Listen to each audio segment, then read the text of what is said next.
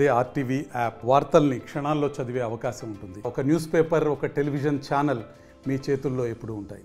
రామచంద్రపురం నియోజకవర్గాన్ని కాకినాడ జిల్లాలో కలపాలని రామచంద్రపురం నియోజకవర్గ ప్రజల యొక్క ఆకాంక్ష. మరి అందుకోసం మేము గ్రామాల్లోని, మండలాల్లోని,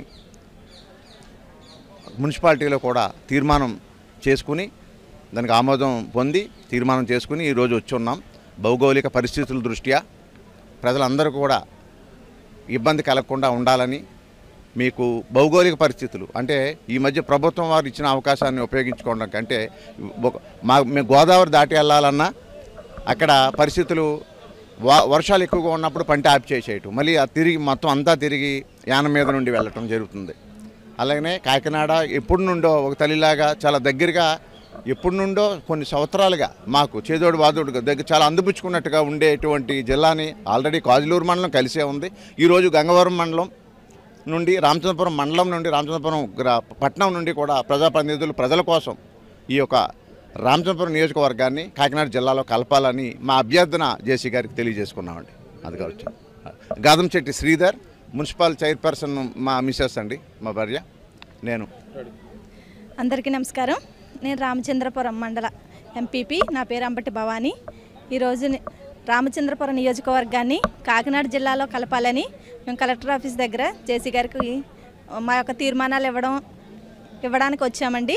ఎందుకంటే మా రామచంద్రపురం నియోజకవర్గంలో ఒక మండలం కాకినాడ జిల్లాలో ఉంది, కానీ మా 3 కూడా కోనసీమ జిల్లాలో ఉన్నాయి.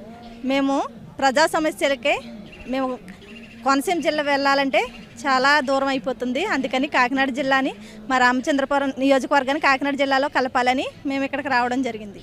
అందరికీ నమస్కారం. అందరికీ నమస్కారం. నేను కే గంగవరం మండల ఎంపీపీ. నా పేరు పంపన్ నాగమణి.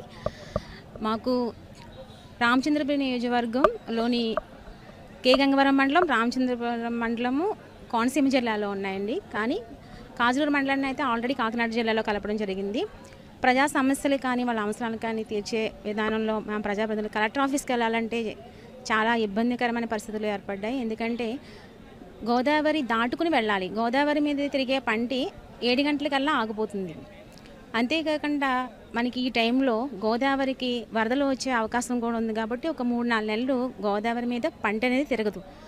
అలాంటి టైంలో యానం నుంచి తిరిగేసుకుంటూ ఒక 70 కిలోమీటర్లు ప్రయాణం చేసి వెళ్ళవలసిన పరిస్థితి అయితే ఉంటుంది. కాబట్టి మా మండలాలని రెండింటిని మున్సిపాలిటీని కూడా కాకినాడ జిల్లాలో కలిపితే మన ప్రజా సమస్యల మీద ఎక్కడికి కలెక్టర్ ఆఫీస్కి వెళ్ళాలన్నా సౌలభ్యంగా ఉంటుంది. కాబట్టి దానికోసం మేము జేసీ గారికి తీర్మానం ఇవ్వడం జరిగింది. మండలం నుంచి గ్రామ తీర్మానాలను తీసుకుని.